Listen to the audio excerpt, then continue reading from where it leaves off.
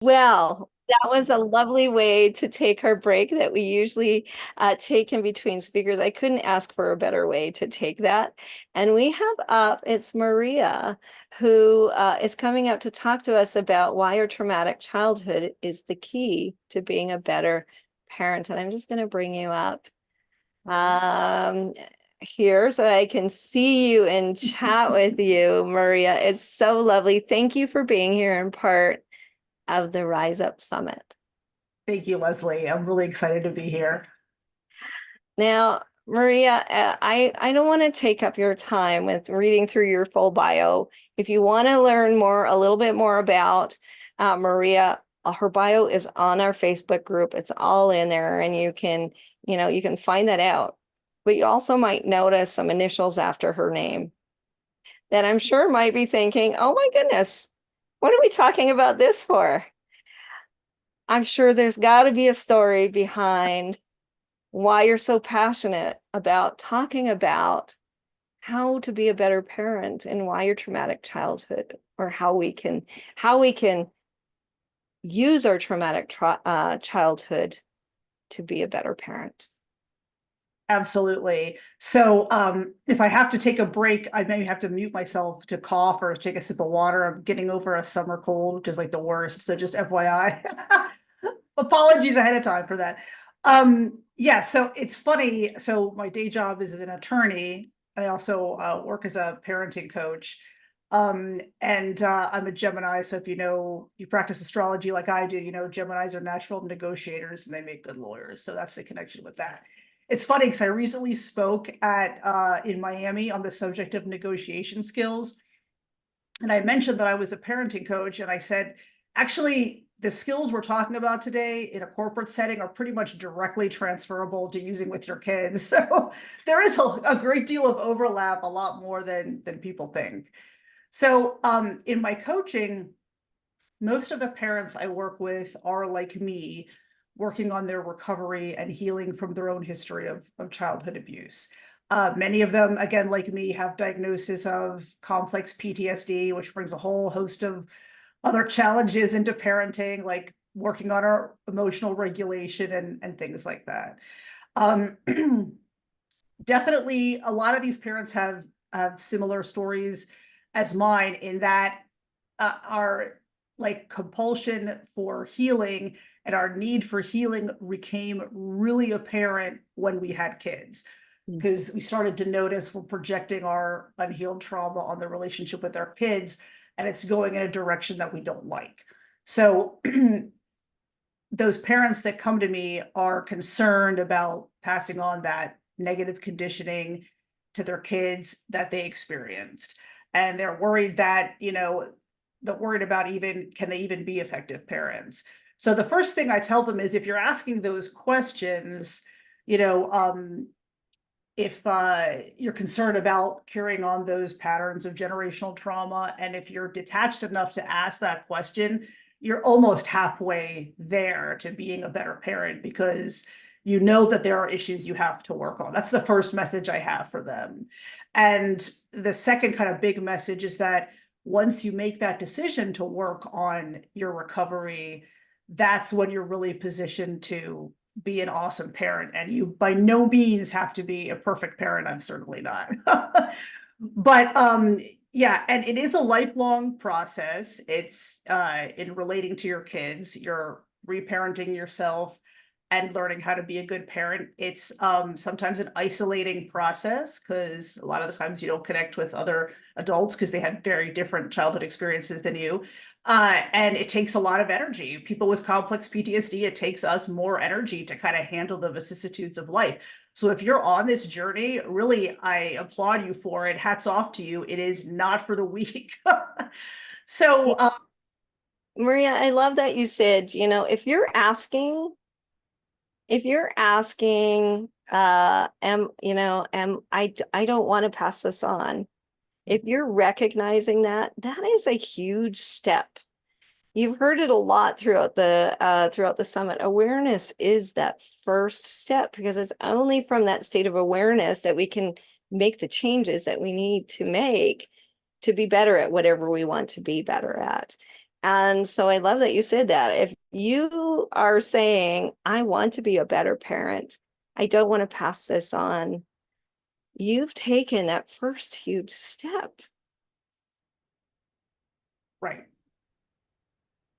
The other thing I love that you said, to be an awesome parent, not a perfect parent. Yeah. You're right. I have three girls. I have three adult girls. I would say probably awesome parent, not a perfect one. But the thing is, we don't want to be perfect, right? Because I don't want my kids to feel like they have to be perfect. Right. It's actually really important your kids see that you're not perfect because that takes some of the pressure off of them. And, good relationships are about rupture and repair. And if you're doing the authentic repair, apologizing when it's warranted, that goes a long way toward the relationship with your kids. So I have a good friend of mine who's a parenting coach, and she's a sociologist, and she talks about co-creating a relationship with your kids. And that's really what you're doing. And I thought of that when Gregory was speaking last section. I'm like, yeah, you're just like you're creating your own reality. You're co-creating the relationship with your kids, right? So you doesn't matter what your own background was, if you had poor relationship models as a kid, you have the chance to do that with your own kids, so it's very empowering. I think it's tough but empowering. And and on that journey, um you start to trust your parental intuition a lot more, and because there's such a plethora of parenting advice out there, and some of it's good and some of it's not so great, and every kid is different. But parents who, from this background, who, like you said, Leslie, have made this decision to work on their healing and their recovery and be better parents, um they learn to take in this information and do the research, but also trust their own intuition about their kids and make changes as necessary to think, well, last week I handled this situation this way, or I said this. I'm not sure that was the right thing to do. So I'm going to think about maybe handling it differently next time. I mean, we're open to improvements. We're all always improving, all of us, parents or not parents. So those I find that parents with this background are able to do that, to think about, to know that, realize they don't have all the answers. We'll get the answers, right? Learn about childhood development and also go by our own intuition as far as what to do. And we know the how important it is to radically accept our kids as they are, the kids we have in front of us, not the kids we necessarily may have wanted, or the kid that would be easier to parent, the kids we have, right? Because chances are we did not get that acceptance growing up if we have this kind of background. Though we had to kind of mold ourselves into some thing different, that was not consistent with our authentic selves in order to be accepted, right, into the family, or to get love and affection in return, if we, unfortunately, if we experienced conditional love and affection. So it's so important for us to accept the kids we have. So and Gabor Mate talks a lot about this in this kind of struggle between authenticity and attachment. Kids who have that struggle choose attachment every time because they have to attach to somebody, to caregivers. So what happens is they suppress their authenticity in order to be whatever they have to be and do whatever they have to do to get the attachment.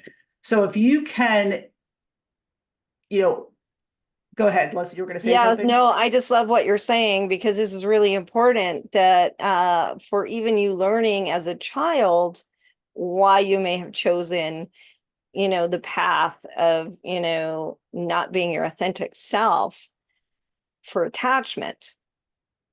So I'm not sure, and I want to make sure that everybody's kind of getting this point that if we have to choose as a child between being who we are and having a parent who loves us, almost always we'll choose the attachment to the parent and give up our authentic selves. That's huge. I hope that makes some sense for you guys when you're thinking back to your own childhood and the things that you did and losing yourself in that, if that happened? That it was a matter of security and safety, wasn't it? And that attachment piece. Yeah. Yeah. Thank you for talking about that. Oh, no problem. Yeah, and it's, kids want to attach to parents, even adolescents and teens. And, kids, when they're younger, they won't say to parents, hey, I feel really disconnected from you. Could we maybe spend some time together? They'll say, will you play with me? Will you read with me? Will you sit in my room until I fall asleep? And adolescents and teens will say, hey, can I tell you about something that happened today? Or, hey, you want to go to the movies? That's your key that, oh, they need a little bit of time from me, but you have to know that, you have to intuit that, right? And I find that parents with my background, like similar to mine, who are in recovery, they're pretty good at intuiting that, like, because they have very much in the forefront of their minds. They think about what they needed as kids that they didn't get, and they make sure that their kids get that. Right. Right. Yeah. So I think it's also really important, just like what you talked about, and you've said it a couple of times about following our parental intuition. That again, this has come up so much in the summit. We have had so much come at us. This is how you do it. This is what's important. No, no, this is what's important. No, this. This is how you parent. This is how you let go of this. And we have lost the ability to listen to our own wisdom. And being able to start listening to that wisdom and that intuition and being able to go from that space makes such a difference. And I love that you're talking about this with parenting. You have the wisdom. Your souls are together for a reason. And to start trusting that wisdom. Love that. no, that's right. Yeah, that's right. My son is a Scorpio, and man, nothing will fast track your healing more than the universe sending you a Scorpio kid. Talk about like transformation and really digging stuff up that you would rather not talk about. But that's part of the process. Like, you gotta trust the process, and the universe gives you what you need when you need it. So it's like you said, you have to trust your intuition. And parents that have these backgrounds become and are working on recovery become really good at trusting that intuition, and become really good at, we know that our connection to our kids is important, that the whole relationship stems from how connected our kids feel to us. That's the other part. So if you can give your kids the authenticity, that radical acceptance, and make sure they feel connected to you, that's the parenting right there, right? And I think it's worthwhile to spend a little bit of time on talking about connection. It's funny, I'll tell you a funny story real quick. Years ago, between my first marriage and my second marriage, neither of which worked out. So see, I'm not perfect, far from perfect myself. I took this relationship course which geared toward adult relationships. And the coach, who is a man, was talking about the importance of emotional connection, right, in long-term relationships. And this man raised his hand and said, all seriously, he said, what's a connection? Right. And at the time I thought, oh my gosh, like I laughed, like I can't believe how clueless this guy is. Right. And now, almost a decade later, I think that's actually a worthwhile question, because if you grew up in a household where you had very poor relationship models, where maybe the adults were not connected, or you didn't feel connected to parents, you may not know what that is. So now I think, wow, that guy was really courageous for being so vulnerable to genuinely ask the question. So when I think of creating these moments of connection with our kids, because a relationship is made up of a series of these moments, it's we have these moments with our kids which have these positive vibes, right? So positive aspects, and you're focused on your kid, you're not distracted with other things, maybe making eye contact, right? giving them your full attention, and you are communicating to them, whether through words or through body language, that I see you, like I understand, like I am with you, I am hearing you, right? Even if you don't necessarily know what they're going through, I can't really pretend to know what it's like for a teenager right now because it's completely different from when I was a teen. But I can empathize. I can say, hey, I know you're going through a tough time right now. So when you validate like that those are the connections we're talking about. And also spending those positive moments together, just doing fun activities. You definitely want to have way more positive moments than negative moments. You're going to have negative moments. It's just how it is. That's But life. yeah, it's life in any relationship, but you want to make sure you're having way more positive moments. And those moments of connection where your kids feel that you see them and that their beliefs, feelings, opinions, they matter to you, right? That they have some say, some sovereignty to speak openly. It's interesting. I recently came across a Lebanese study from 2020 that's cited in the National Institutes of Health. And it was a study on the effects of authoritarian parenting households, authoritative parenting households, and permissive parenting households with kids aged 15 to 18. And authoritative parenting households were characterized by open communication and where the parents explained the reasons for the rules, like health, safety, this is why we have these rules, right? But there was open dialogue between parents and kids, or kids were allowed to, I call it self-championing. Some parents call it talking back. I don't believe in that. I think it's not talking back, it's self-championing as long as it's done respectfully, right? My kid can say no to me as long as it's respectful. But the study found that the 15 to 18-year-olds from authoritative parenting households were more likely to stick to a healthy diet, and their alcohol consumption was far less than kids from the other type of parenting households. My point is, when you have the connection and attachment with kids, they are way more likely to accept guidance from parents because of the relationship, right? Not because of your position of authority, because of the relationship, because they know that they matter to you and that the rules come from a place of them mattering to you, right? It's for their benefit. So we know how important that is, that connection and attachment.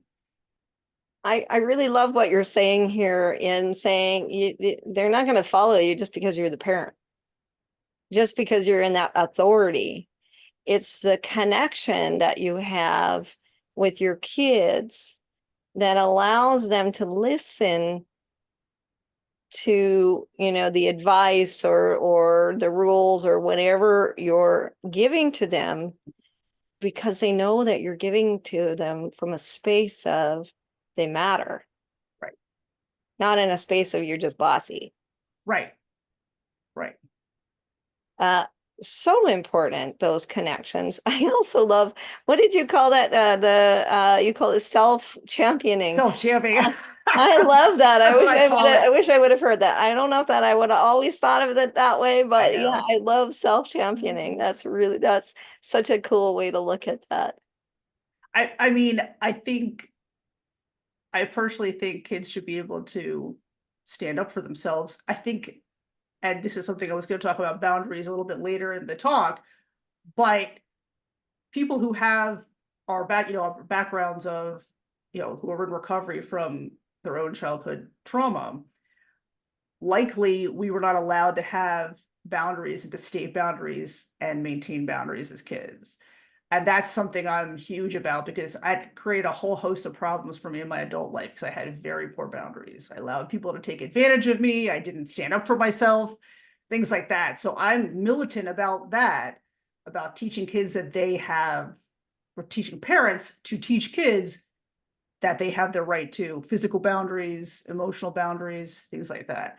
So that's why when I tell parents, kids practice those boundaries at home with the parents, the safe space, and they should, so that they can then go out in the world as adults and stand up for themselves when they need to, because other people, when the parents aren't around, you don't want your kids giving up their own autonomy to somebody else as an adult who more than likely probably doesn't have their best interests at heart.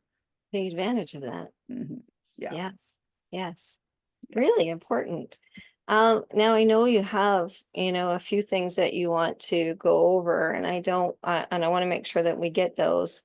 Um, but I think again, boundaries just continues to come up in knowing your boundaries, feeling safe to express those boundaries. And what better way than in the family home than to teach them that it's okay Exactly. to Yeah. express those boundaries when they're not feeling comfortable, when they don't like Right. something. Right. Right. And I distinguish those personal boundaries from rules and limits. Those are different, and there are appropriate rules and limits, and kids should have appropriate rules and Yeah, limits. Those are psychologically comforting to kids too, to know kind of where their limits are. They learn that from the parents, but the boundaries are separate from that, right? So, limits could be, we turn all our screens off at 9 p.m. There are reasons for that, for health, for better sleep, all those things. It's not a personal boundary. Personal boundary is, hey, don't come in my room right now. I just want to be alone, please. Okay, that's fine. right. There's no reason for me to be there. That's fine. Like, I'll respect that. Or I don't want a hug right now. Totally fine. Right? Worthwhile. I mean, that's a absolutely reasonable personal boundary. If somebody doesn't want to be touched, that's like the absolute boundary, right? I don't want to be physically touched. So really important. And I mean, most parents I talk to are aware of that. Right. But I think So that when I think about especially young kids, when they're told to go hug everybody, like yeah. especially and they're like, no, no, go hug them. And respecting that they don't feel comfortable with that. And Mhm. even as a young one, that is really important to be able to say that's okay. Absolutely. Right. Absolutely. Right. Yeah. So that's huge. We talked about connector boundaries. We talked about connection. Yeah, and what on the subject of connection, kids want attention from parents and time with parents. You don't have to buy them all the fancy stuff. You don't have to spend a lot of money on them, right? You don't have to be perfect, as we've said. Uh, any parent can do that, can give them the time and attention, right? My point is that's not dependent on our resources, right? Right. So, um, yeah, and kids love it when parents teach them a skill. It's funny, even adolescents and teens, they may act like they don't want to be around the parents. They do. It's a whole different ballgame. We can talk at length about parenting That's a whole adolescents, other talk. a whole other talk. But it's almost like first of all, their teens are naturally, their brains are naturally hardwired to be oppositional to parents, as you mentioned, Leslie, earlier. So that's something you have to be aware of when you're parenting them. Um, but yeah, even teens want parents to spend time with them, but they won't say that. But it's almost like they're testing you to see, hey, will you still love me if I am not my perfect best self, right? Or if I Right. don't always treat you 100%, like maybe you would want to be treated, right? But that's important. And parents who are in recovery know the importance of unconditional love, to making sure that the kids know they're loved unconditionally. That yes, there may be consequences if you do something you shouldn't be doing, but that will not change how I feel about you. Right. I will Right. not treat you differently because of that, right? That my love and affection are not conditional on you getting good grades or performing a certain way or even being respectful. Yeah, there may be consequences to disrespect, but I still love you the same, right? Right. So Right. we And that, know the importance of that because, as you said earlier, so many of us in childhood had that experience of conditional love where we had to do certain things to get love and affection from parents. And then when we become adults in our dysfunctional relationships, we feel the same. We feel like we have to perform to get love and affection. And right. we Right. attract people who want to be with us because of what we can do for them, not because of who we are authentically. And that's Right. very tragic. Right. Maria, I know we could talk about this again for a long, long time, and there's so many important points for, parents and parenting, especially with a traumatic background, but really even without that, learning some of these things and trusting ourselves. But sadly, we're running out of time. Now I know you have a free gift for all of us, Maria. Yes, my free gift is a coaching session, a parent coaching session. And you Wow. could book that directly on my calendar, so I'm excited. Wow. So a 1 hour That's right. parent coaching session.